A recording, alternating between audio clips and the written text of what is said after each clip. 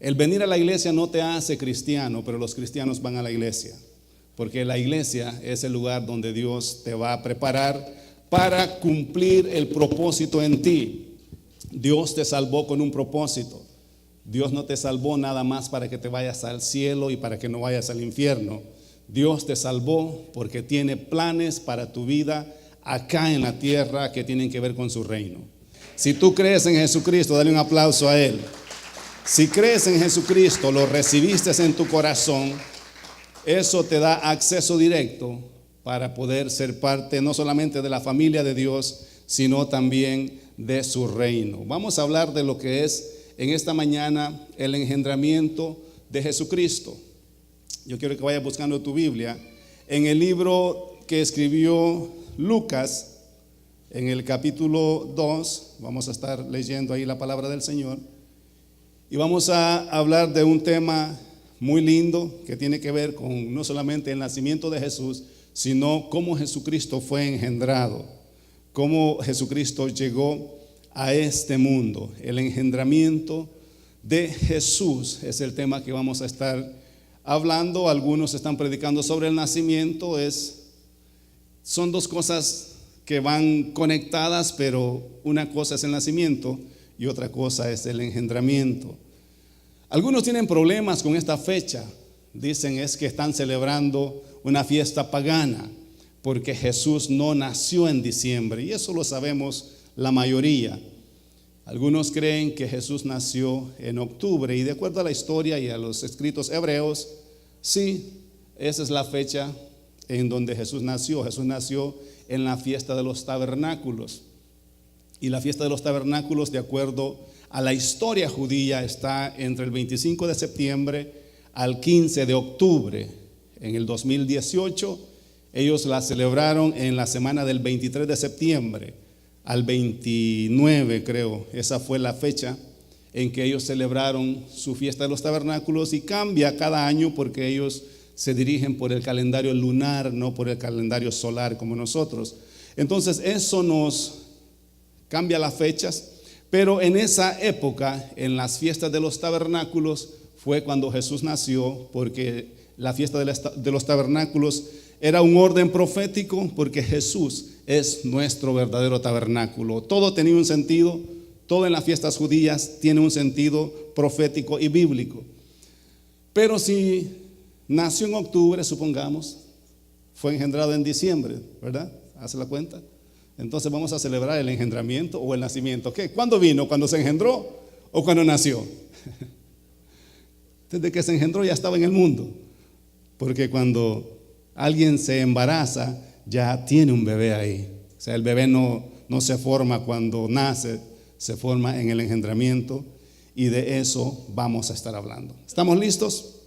Así es que si alguien no cree en la Navidad y no está de acuerdo con nosotros, respetamos las opiniones, pero también respeten la nuestra también. Esto ni te lleva al infierno, ni te lleva a la gloria. Esto es un principio de a quién exaltamos en estos tiempos. Si exaltamos a Jesucristo, aprovechemos toda oportunidad para exaltar el nombre de nuestro Señor y Salvador Jesucristo, y eso es lo que estamos haciendo. Así que démosle un aplauso a nuestro Señor y a nuestro Salvador Jesucristo, porque si no nació en diciembre, fue engendrado en diciembre y ya lo teníamos en medio nuestro. Lucas capítulo 1, versículos 26 al 35, vamos a estar leyendo. Al sexto mes, el ángel Gabriel fue enviado por Dios a una ciudad de Galilea llamada Nazaret. El sexto mes es porque Elizabeth, la prima de María, tenía 6 meses de embarazo cuando concibió a Juan el Bautista. Cuando Elizabeth tenía 6 meses, por eso es que dice al sexto mes. Es a eso a lo que se refiere, al sexto mes de embarazo de su prima Elizabeth.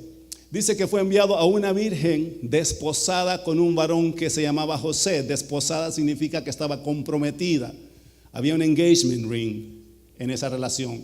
De la casa de David, y el nombre de la virgen era María. Y entrando el ángel en donde ella estaba, dijo: salve muy favorecida, el Señor está contigo, bendita tú entre las mujeres. Mas ella, cuando le vio, se turbó por sus palabras y pensaba: ¿qué salutación sería esta o qué saludo? Las mujeres en esa cultura, los hombres no era costumbre que se acercaran a una mujer desconocida y la saludaran así. Entonces el ángel le dijo: María, no temas, porque has hallado gracia delante de Dios. Y ahora concebirás en tu vientre y darás a luz un hijo y llamarás su nombre Jesús. Este será grande y será llamado Hijo del Altísimo, y el Señor Dios le dará el trono de David su padre.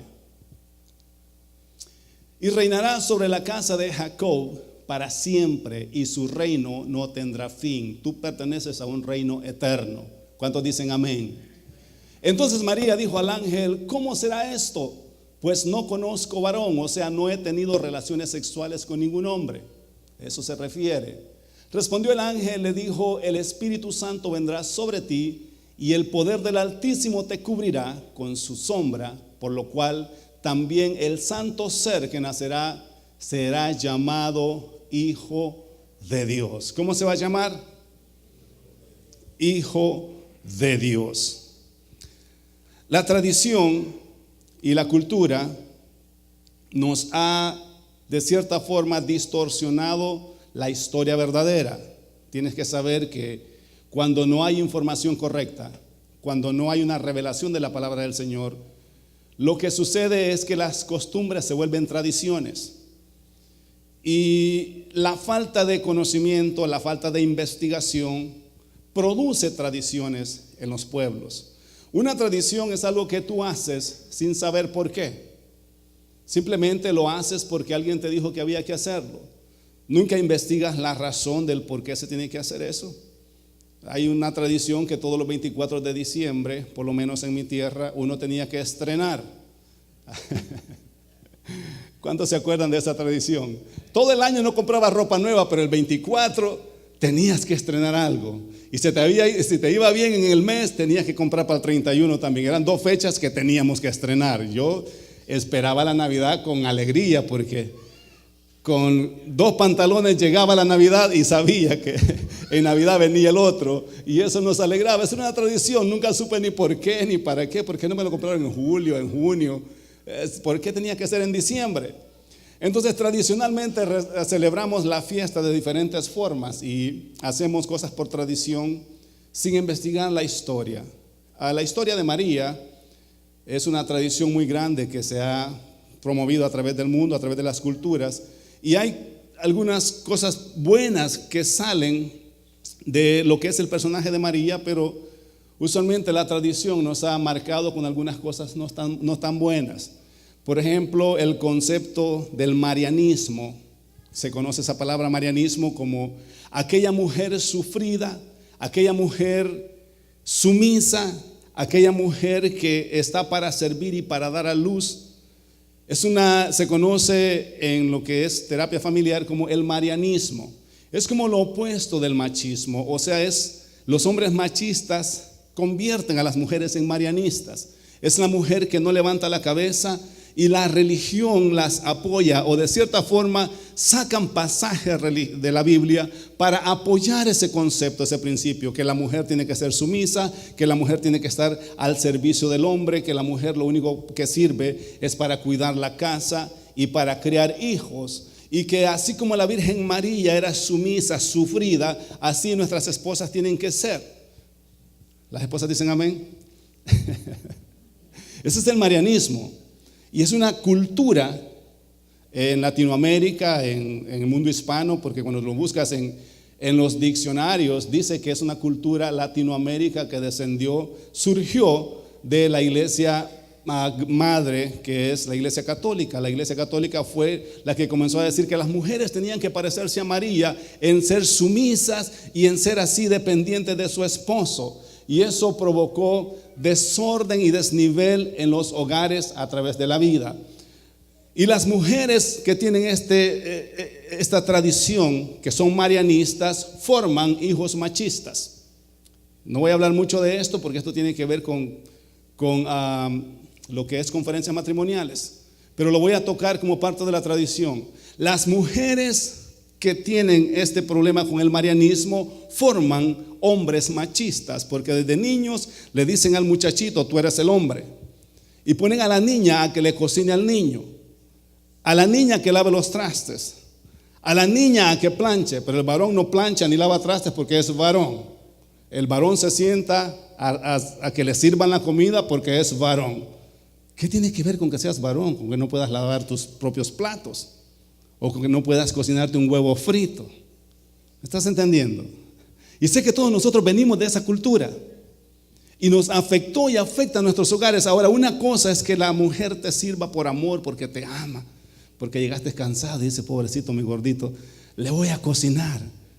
Y disfrutás que la mujer sirva con amor, con alegría. Y otra cosa es que la obligues cuando en realidad ella no quiere hacer eso o quiere descansar.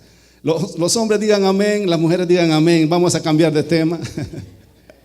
Vamos a dejar el marianismo a un lado porque este es un tema muy profundo y estamos en Navidad y no quiero que después no me den mi regalo, así es que los voy a sacar contentos de acá. Estoy yendo por mal camino, ¿verdad?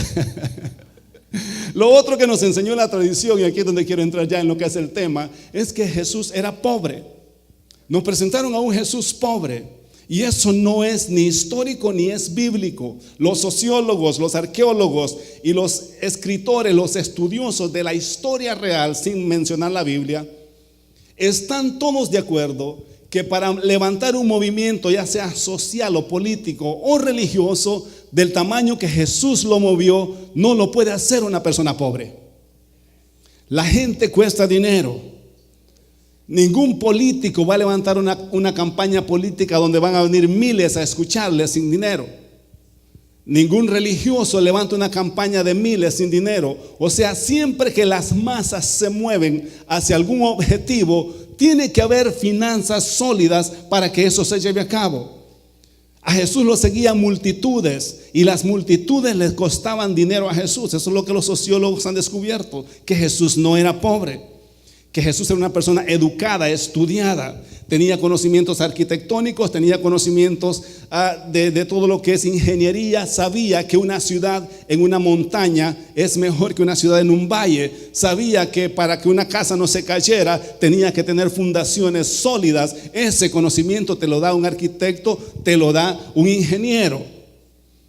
Alguien que no sabe de construcción no sabe ni cómo este edificio está formado. Entonces, los sociólogos han descubierto que Jesús no era pobre. La tradición nos enseñó que a nosotros que Jesús era pobre, y eso arruinó el expandimiento del reino. Porque para que el reino se expanda tienen que haber finanzas para llegar a otros lugares y para que el evangelio sea expandido, para que nosotros podamos estar en YouTube y poder proyectar esta palabra. Hemos invertido dinero, todo cuesta dinero en el reino. Lo otro que la Biblia nos confirma es de que Jesús tenía un tesorero, y ningún pobre en los tiempos de Jesús tenía tesorero. Nosotros en nuestros tiempos tenemos tesoreros como parte de una directiva. Usted es tesorero, usted es vocal, usted es el secretario, y el tesorero dice ¿dónde está el tesoro? No hay tesoro, no hay dinero, pero usted es el tesorero por si llega algo. Jesús no era el tesorero de una directiva. Jesús era el administrador financiero del ministerio de Jesús. Que diga, Judas era el administrador financiero del ministerio de Jesús. A veces nos preguntamos, pero si Jesús sabía que Judas le robaba, ¿por qué lo puso de tesorero?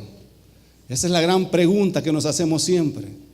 Y decimos, bueno, es que Jesús era misericordioso, Jesús era bueno, Jesús era bondadoso, pero también Jesús era inteligente. Y sabía que el que más conocimiento y el más capacitado para manejar las finanzas de los 12 era Jesús, era Judas. Sabía que Judas tenía una mente de empresario, una mente de administrador. Por eso es que lo escoge como tesorero. ¿Dónde dice la Biblia eso, pastor? Lo dice. En San Juan capítulo, creo que es... lo tengo por ahí, capítulo 12, cuando la mujer viene y derrama el alabastro de perfume caro, unge a Jesús con un perfume que costaba 300 denarios, más o menos $75,000 en nuestra moneda actual. Dice que todos los apóstoles estaban impactados por lo que la mujer había hecho.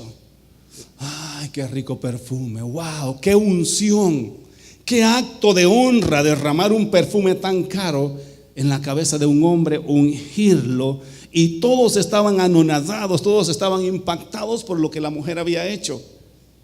Judas era el único que estaba con una libreta y un lapicero diciendo 300 denarios nos hubieran alcanzado para alimentar más o menos a otros 12,000 pobres. Era el único que estaba con una mente de administrador. No sé si estás entendiendo por qué Judas era el tesorero y no los demás. Está bien que estaba equivocado porque no entendía la honra, pero estaba correcto en el desperdicio de dinero que se estaba llevando a cabo en ese momento.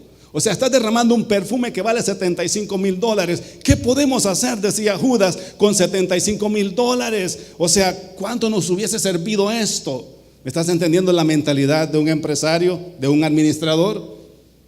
A veces no siempre el más espiritual es el mejor administrador. Y eso es otro tema. Pero Jesús, tanto desde el punto de vista histórico como desde el punto de vista bíblico, no era ningún pobre. Cada campaña de Jesús le costaba más o menos 200 denarios. Eso es lo que Felipe menciona cuando alimentan a los 5,000. En la alimentación de los 5,000, Jesús hace un milagro no porque no tenía dinero para comprar, sino porque no había dónde comprar y ya era tarde. Entonces Felipe se le acerca y le dice: la gente tiene hambre y 200 denarios no nos van a alcanzar para alimentar a esta multitud. Se cree que ese era el presupuesto que Jesús invertía en cada una de sus campañas. Entonces por eso es que la historia y la tradición están totalmente en desacuerdo. Nosotros tenemos la tradición, pobrecito Jesús. Y aún a los reyes magos que nos presenta la película, nos presenta 3 reyes pobres. No sé si has visto la película de la Natividad. Muchos de nosotros entendimos la historia del nacimiento a través de esa película. Y nos presentan a 3 reyes magos en 3 camellos moribundos, con 3 cajitas así, que son los 3 tesoritos que le llevan a Jesús. Esa es una mentira y una distorsión totalmente de la historia. Ningún rey en los tiempos de Jesús caminaba solito por el desierto con un camello moribundo. Es más, ni caminaban en camello los reyes. Tenían sus carruajes reales. Iban rodeados de sus mejores guardaespaldas, sus mejores guerreros. Y siempre andaban acompañados de los sabios. Por eso es que unos dicen que eran magos, otros dicen que eran reyes y otros dicen que eran sabios. ¿En qué estamos? ¿Eran magos, sabios o reyes? Nadie te puede explicar eso, porque nadie se pone a investigar quiénes eran.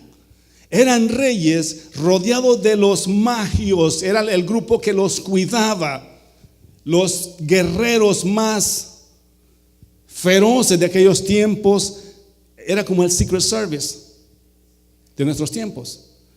Y también iban acompañados de un grupo de sabios y entendidos, los que aconsejaban a los reyes en todas sus decisiones. Creer que estos 3 reyes vinieron en 3 camellos moribundos a buscar a Jesús es como creer que Donald Trump va a ir a visitar a Vladimir Putin en una bicicleta él solito. Eso no tiene sentido. Ningún presidente camina solito por la vida. Siempre van acompañados de sus escoltas. Y este era un grupo de la realeza del oriente que traían con ellos no solamente los escritos proféticos de Daniel. Estos eran descendientes de Daniel. Daniel sirvió a 3 reinados. Y llegaron con los escritos proféticos en donde decían, de acuerdo a las 70 semanas de Daniel, en el capítulo 9 de Daniel, estaban contando los días y Daniel había profetizado la fecha y había dejado las señales en el cielo. Cuando esto suceda, cuando estos días se cumplan y ustedes vean la señal, significa que el rey de los judíos nació. ¿Alguien le da un aplauso al Señor? Era una caravana real, acompañada de un grupo grande de personas que cargaban con ellos los escritos proféticos de Daniel. Y no solamente los escritos proféticos de Daniel cargaban toda la fortuna que Daniel acumuló entre los 3 reinados y las dejó para el Mesías, el Hijo de Dios, al Rey de los judíos. ¿Alguien le da un aplauso al Señor? Por eso es que traían tesoros. Eran tesoros, eran cantidades incalculables. Daniel sirvió a 3 reinados y lo hicieron rico por el servicio. Daniel no tenía descendientes y toda su fortuna la dejó para el Rey de Reyes y Señor de Señores. Por eso llegaron los reyes a traerle los tesoros que ya Daniel había dejado para él. Si tú creías que Jesús era pobrecito, cambia la tradición por la historia. Amén. Y eso nos arruinó porque pensamos que bueno, vamos a hablar de finanzas el próximo mes, no los quiero asustar todavía. Pero eso explica por qué Jesús tenía un tesorero. Eso explica de dónde vino la riqueza que Jesús tenía. Fue una herencia de Daniel, el cual sabía la fecha en donde el ángel explica cuándo el Mesías iba a nacer. Ahora, el engendramiento de Jesús provocó y provoca todavía diferentes opiniones.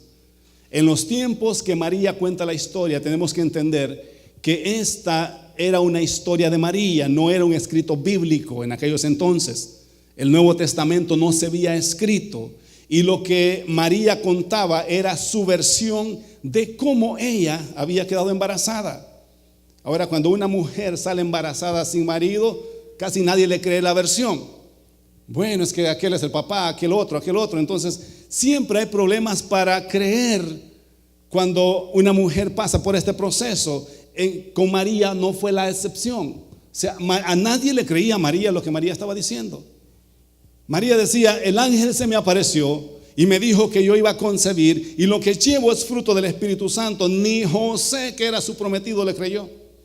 Por eso es que Mateo cuenta la versión de José, que dice que José había decidido dejarla sin hacerle mucho daño, y en un sueño se le aparece un ángel a José y le dice: José, no temas recoger a María, porque lo que en ella hay es engendrado por el Espíritu Santo.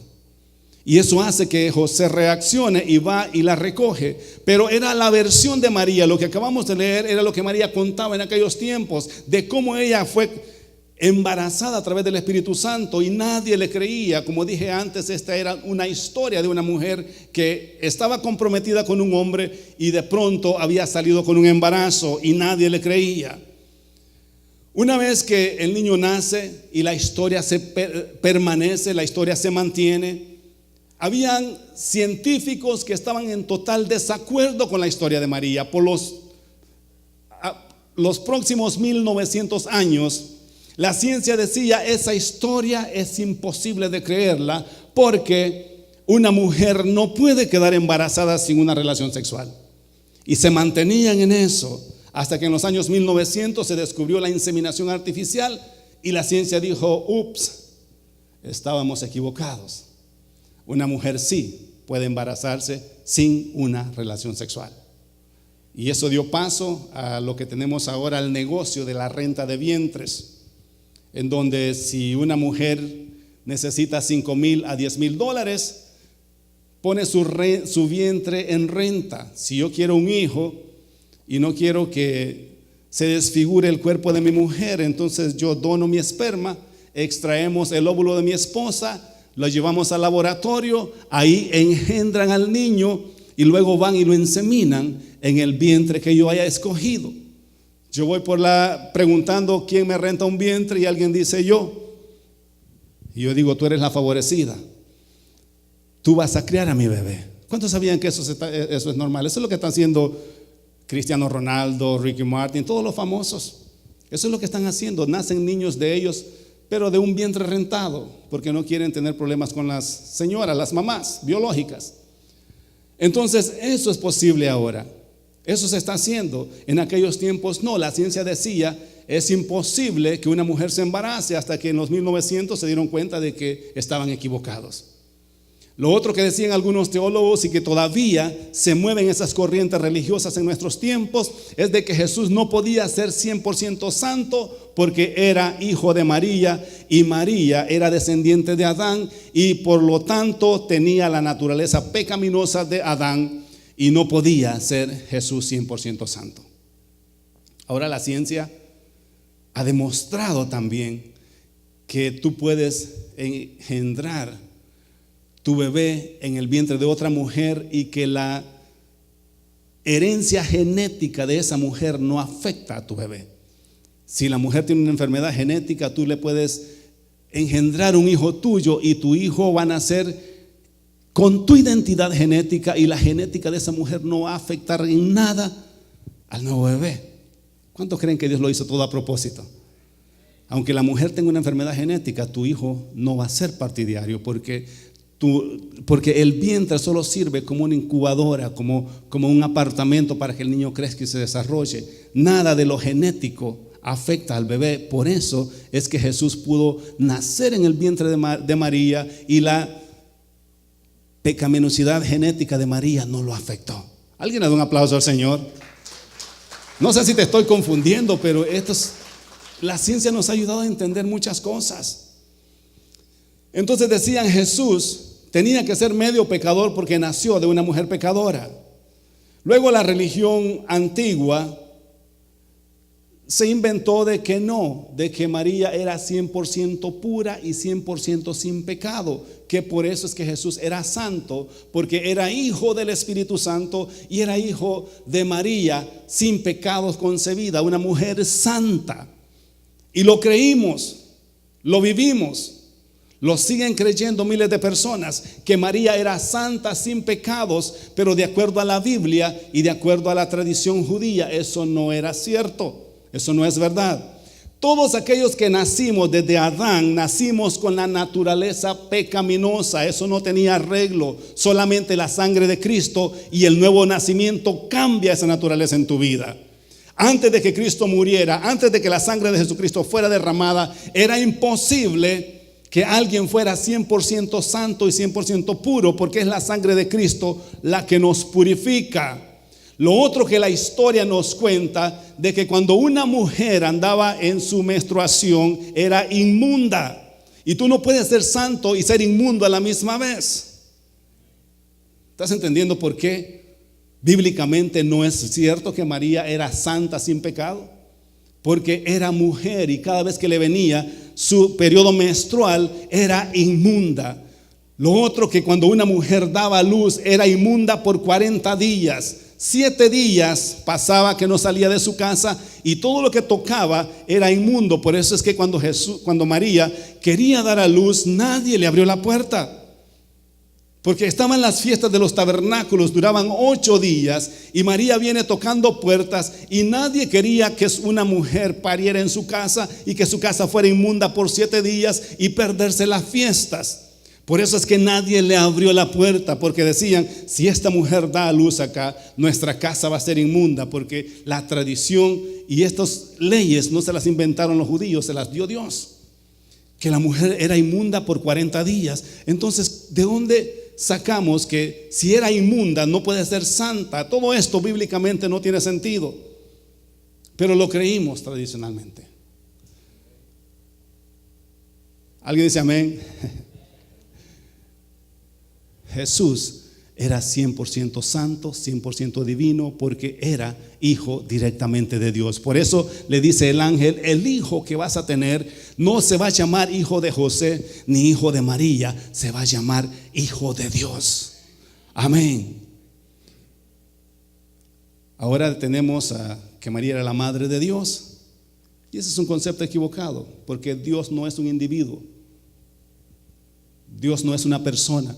Dios es un gobierno teocrático. Padre, Hijo y Espíritu Santo forman el gobierno teocrático llamado Dios. Entonces Dios no tiene madre.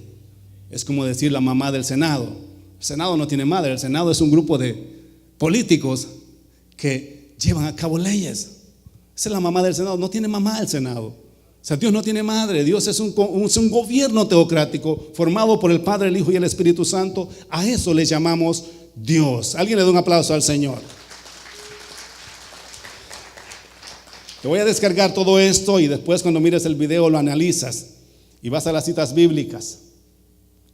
El engendramiento, la razón por la que Jesucristo fue engendrado es porque el engendramiento es el derecho legal de todo ser viviente sobre esta tierra. El engendramiento, te lo voy a repetir, es la única forma que te da derecho legal para llegar a esta tierra. Si tú estás acá y no fuiste engendrado, estás ilegal en este mundo. Si llegaste a este mundo y no fuiste engendrado, estás ilegal acá. Por eso es que el Espíritu Santo necesita tu cuerpo para operar en esta tierra. Porque tu cuerpo le da el derecho legal al Espíritu Santo para que se mueva en esta tierra. Por eso es que los demonios necesitan tu cuerpo para hacer sus maldades, porque los demonios son ilegales en la faz de la tierra y necesitan la autoridad de un ser humano para poder operar. Alguien le da un aplauso al Señor. Dios es el que estableció estas leyes. Dios es el que establece que todo ser humano y todo ser viviente tenía que reproducirse a través del engendramiento, cualquiera que sea la forma, ya sea a través de huevos, a través de los reptiles. Todo lo que habita esta tierra es el producto de un engendramiento. Entonces Dios no iba a abrogar sus propias leyes, porque este es el otro concepto que tenemos. Dios es un Dios soberano. Dios hace lo que quiere. Dios hace como Él quiere porque Él es soberano y a Él nadie le dice nada. Sí, eso es verdad, pero Dios respeta sus propias leyes. Dios nunca va a pasar por encima de lo que Él mismo habló, de lo que Él estableció. Dios dejó un orden establecido de cómo las cosas tienen que funcionar. Y aunque Él es Dios, Él respeta lo que Él mismo ya estableció. Cuando Dios interrumpe las leyes establecidas por Él mismo, a eso le llamamos milagro. Porque Dios tiene la capacidad para detener la tierra, para que el sol no se mueva o la tierra no se mueva. Eso ha sucedido en la Biblia, pero esos son milagros en donde Dios interrumpe lo ya establecido para llevar a cabo un propósito también para el ser humano. Entonces, Hebreos capítulo 1, versículo 5, vamos a leer, nos explica de que Jesucristo fue engendrado por Dios. Y esto es lo que le da derecho legal a Jesús de venir a la tierra. Porque ¿a cuál de los ángeles dijo Dios jamás? O sea, a ninguno de ellos les dijo jamás: mi hijo eres tú, yo te he engendrado hoy y otra vez yo seré a él padre y él me será a mí hijo. ¿Por qué dice otra vez? Porque antes de que Jesús fuese engendrado y naciese aquí en la tierra, ya era hijo de Dios. El engendramiento le da otra vez, lo vuelve a ser hijo de Dios. Entonces el engendramiento de parte de Dios sobre Jesús es lo que le da el derecho legal a Jesús para que nazca. Por eso es que dice que a ninguno de sus ángeles les dijo: mi hijo eres tú, yo te he engendrado. Porque los ángeles son creación de Dios, no son engendración de Dios. ¿Alguien está entendiendo eso? Los ángeles fueron creados por Dios, no fueron engendrados por Dios. Por eso es que dice que a ninguno de sus ángeles les dijo Dios jamás: ustedes angelitos son mis hijos porque yo los engendré. Solamente a Jesús le dijo: mi hijo eres tú, yo te he engendrado hoy. El engendramiento es lo que le dio el derecho legal como humano a Jesús de ser 100% divino y 100% hombre, legalmente nacido acá en la tierra. Dale un aplauso al Señor.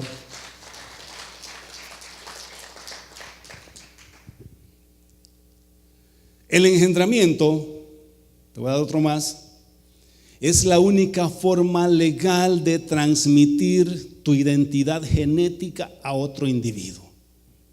Amén. El engendramiento es la única forma legal de transmitir tu identidad genética a otro individuo. Tú puedes adoptar todos los hijos que tú quieras, pero no puedes transferirles tu identidad genética. Es a través del engendramiento que tú haces eso. Por eso es que Jesús fue engendrado, porque en el engendramiento Dios transfirió su identidad genética en Jesucristo. Por eso es que Jesucristo era 100% santo, 100% divino, porque llevaba la genética de Dios. Alguien le da un aplauso al Señor.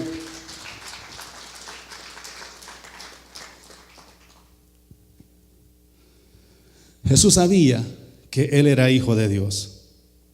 Yo quiero que leamos el libro el próximo versículo bíblico. San Juan, Hebreos 1:5 ya lo leímos. En Mateo, capítulo 3, versículo 17. Cuando Jesús fue bautizado, dice que hubo una voz de los cielos que decía: este es mi Hijo amado, en quien tengo complacencia. Jesús escuchó su voz.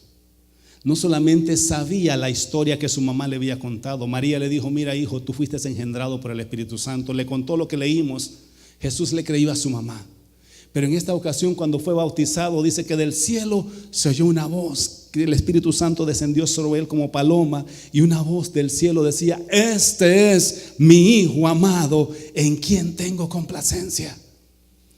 Eso confirmó la historia de su madre. Eso confirmó la historia de María. Jesús se bautiza y sale del río Jordán seguro que Él era el Hijo de Dios. Amén, dale un aplauso al Señor. Entonces se va al desierto, ayuna por 40 días. Y después de que ha ayunado 40 días, viene Satanás y le hace una pregunta tonta, porque Satanás es bien bruto para tentar a la gente. Eso es verdad. Satanás es bruto aún para tentar al ser humano. Jesús tiene hambre y le dice: Jesús, si eres hijo de Dios. Mira la pregunta. Una tentación directa a su identidad. Si eres hijo de Dios, di que estas piedras se conviertan en pan. Esa es la pregunta más tonta, o la oferta más tonta que alguien puede hacer. Es como que alguien me diga a mí: mira, Namán, si sos Juárez, haceme esta torta, cociname este pastel. Si no me lo cocinas, no sos Juárez. ¿Qué tiene que ver la torta con quien me engendró a mí? Yo soy Juárez no porque hago pan o no hago pan. Yo soy Juárez porque el que me engendró se llamaba Ángel Juárez y llevo su genética. ¿Estás entendiendo por qué Jesús no hizo el pan de las piedras? No porque le quería llevar la contraria al diablo. Es que el diablo me lo dijo. No, diablo, yo no voy a hacer lo que tú me estás pidiendo. No fue por eso, fue porque la oferta del diablo no tenía nada que ver con quien él era. En otras palabras, Jesús estaba pensando dentro de él: el que yo haga el pan o no lo haga el pan no me hace hijo de Dios. Yo soy hijo de Dios porque Él me engendró. Dale un aplauso al Señor. Te dije que el diablo era bruto para presentar tentaciones. Es la tontera más grande que el diablo pudo haber dicho. Si eres hijo de Dios, un milagro no te hace hijo de Dios. Los milagros que Jesús hacía no era lo que lo definían como el Hijo de Dios. En cierta ocasión una persona me contradecía el hecho de que somos hermanos con Jesús, igual con Jesús, y me dijo: tú te crees igual que Jesús. Si tú te crees que eres igual que Jesús, camina en el agua, vamos a ver. Si de verdad eres como Jesús, si eres hermano de Jesús, resucita a un muerto, vamos a ver. ¿Me estás entendiendo que lo mismo que el diablo le dijo a Jesús me estaban diciendo a mí? Si eres hijo de Dios, haceme este milagro. Yo le dije: yo no soy hijo de Dios por los milagros que hago. Yo soy hijo de Dios porque el mismo que engendró a Jesucristo me engendró a mí también. La genética divina que había en Cristo hay en mí. Haga milagros o no haga milagros, llevo la genética del Dios Altísimo. Alguien le da un aplauso al Señor. Oh, tienes que entender esto. Tú no eres hijo de Dios porque haces o no haces milagro. Tú eres hijo de Dios porque Él te engendró. Y es acá donde vamos al próximo punto. Somos hijos de Dios porque Dios nos engendró. El engendramiento espiritual es lo que te da derecho legal a tu identidad como cristiano. El engendramiento espiritual es lo que te da derecho a la ciudadanía de Cristo, a la ciudadanía del reino. Donde tú naces, eres ciudadano de esa nación. Si naciste en El Salvador, eres ciudadano salvadoreño, aunque te hayas pintado el pelo, aunque te hayas puesto contactos azules, el lugar de nacimiento es lo que te da derecho a la ciudadanía. ¿Estamos acá? Entonces, cuando tú naces de nuevo, hablándolo en el término espiritual, el nacimiento de nuevo es lo que te da derecho a ser ciudadano del reino. Yo que ustedes me alegrara. Ustedes nacieron de nuevo, ustedes son ciudadanos del reino por derecho legal. Oh, qué bueno eres, Señor, qué bueno eres. Es el nacimiento en el Espíritu que nos da derecho legal, no solamente de ser hijos legítimos de Dios, sino de ser ciudadanos del reino. Mira lo que dice Juan capítulo 1, versículos 12 y 13. Mas a todos los que le recibieron,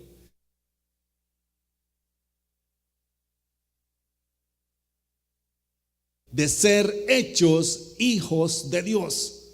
Y mira lo que dice el 13.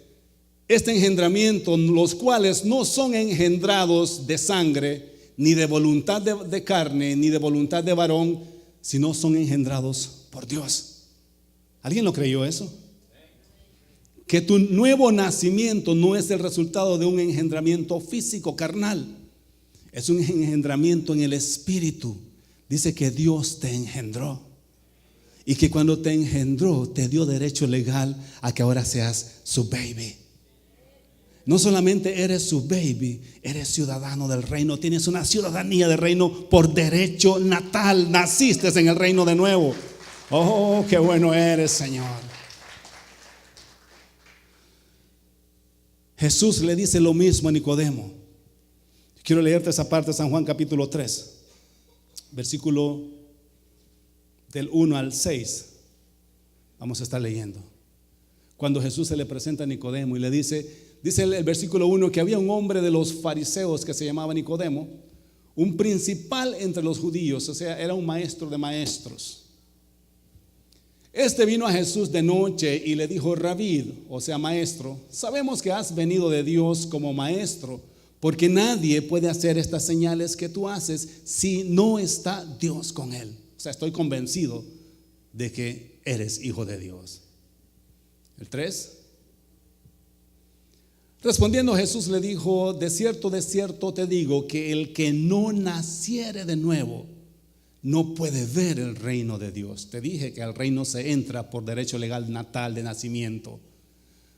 Nicodemo le dijo: ¿cómo puede un hombre nacer siendo viejo? ¿Puede acaso entrar por segunda vez en el vientre de su madre y nacer? Pregunta lógica.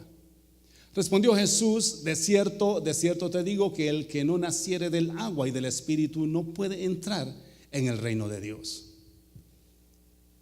Y este es el versículo que me cambió la vida. Lo que es nacido de la carne, carne es. Y lo que es nacido del Espíritu, Espíritu es. ¿Sabe lo que Jesús le está diciendo? Cuando yo crecí en la iglesia, había un concepto de unos más espirituales que otros. Todavía lo existe en diferentes iglesias. Y siempre crecí con ese sentimiento de que yo no era tan espiritual como los demás. Siempre crecí con una autoestima espiritual baja, por decirlo así. Siempre pensé que otros eran más espirituales que yo. Pero leyendo este pasaje me di cuenta de que todos somos iguales en el mundo espiritual. Ahora lo que hace la diferencia es tu relación personal con Dios. Pero así como tú naciste en el Espíritu, así yo también nací. No hay nadie más espiritual que otro. O sea, tú no naciste más espiritual y otro menos espiritual. Y mira la pregunta que le hace Nicodemo: ¿puede un hombre viejo entrar de regreso? Ahora nosotros criticamos esta pregunta y decimos que hombre, siendo un maestro, ¿cómo se le ocurre a preguntar semejante tontera? Pero el hombre tenía razón, porque el Antiguo Testamento no habla nada del nuevo nacimiento. Y Nicodemo era maestro de la ley, maestro del Antiguo Testamento. Y si el Antiguo Testamento no me dice nada del nuevo nacimiento, él no tiene por qué saber nada. Por eso es que está confundido, por eso es que dice: ¿cómo es esto? O sea, yo soy maestro del Antiguo Testamento, y en ninguna porción del Antiguo Testamento se habla del nuevo nacimiento. Nadie nació de nuevo en el Antiguo Testamento. Es Jesús el que por primera vez nace del Espíritu y abre la puerta para que todos nosotros nazcamos del Espíritu después de Él. Entonces Nicodemo se confunde y le dice: ¿puede un hombre viejo entrar de regreso al vientre de su madre y volver a nacer? Y Jesús le dice: no, tenés que entender, Nicodemo, que hay dos bebés. Los dos están hablando de bebés.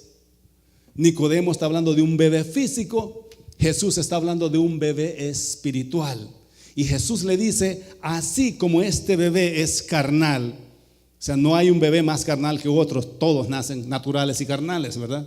No puedes decir este bebé es más carne que el otro, todos nacen iguales. Le dice Jesús: así es en el mundo espiritual, no hay un bebé más espiritual que otro. ¿Estás siguiendo? Todos nacen iguales, porque lo que es nacido de la carne es carne, y lo que es nacido del espíritu es espíritu. Lo lindo de esto es que ni a este carnal lo podemos regresar, ni a este espiritual lo podemos regresar. ¿Alguien le da un aplauso al Señor? El día que tú naciste de nuevo, Dios te dio tu genética. Sigues siendo hijo de Dios. Sigues siendo un bebé espiritual. Lo que necesitas es crecer, porque esta es la diferencia. Hay bebés más crecidos que otros. Hay otros que nacieron pero que nunca crecieron. Y el reto para este año es que crezcas en el mundo espiritual. No que te vuelvas más espiritual, porque ya eres espiritual. No puedes ser más espiritual porque naciste del Espíritu. Lo que necesitas es crecer y tener una relación personal con tu padre, porque esto es lo que hace la diferencia. Hay hijos carnales que nunca le hablan a sus padres, nunca se comunican con sus padres, no tienen ninguna relación personal con sus padres. De la misma forma, hay hijos espirituales que nunca se comunican con su Padre Celestial. Nunca oran, nunca ayunan, no saben ni cómo pedir, no saben cómo comunicarse con su Padre. Pero vemos otros que todos los días hablamos con Él. Todos los días nos comunicamos con Él. Todos los días nos levantamos pensando en mi Padre Celestial. Voy manejando, voy hablando con mi Padre Espiritual. Eso es lo que te hace diferente entre un cristiano y otro. No es que uno es más espiritual que otro, es que uno tiene una mejor relación personal que otro. Y eso es cosa tuya, eso Dios no te lo va a exigir ni te lo va a pedir. Eres tú el que decides hablar con tu Padre espiritual o no hablar con tu Padre, ser un bebé espiritual siempre o comenzar a crecer en el conocimiento e ir descubriendo todo lo que tu papá tiene para ti. Dale un aplauso al Señor. Tu Padre tiene grandes cosas para ti, pero solamente te las va a dar cuando hayas crecido. Cuando crezcas, vas a ir descubriendo el propósito de Dios para tu vida. Somos engendrados por Dios, somos hijos de Dios.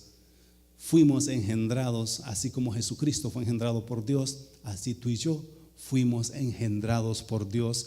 Llevamos la genética de Dios en nosotros, llevamos la identidad de Dios en nosotros, no porque nosotros hayamos querido o porque somos buenos o porque me porto bien, sino porque Él decidió engendrarnos. El día que tú le recibiste, el día que aceptaste que Él es todopoderoso, que Él es Padre eterno, que Él es príncipe de paz, ese día te convertiste en un hijo legal de Dios.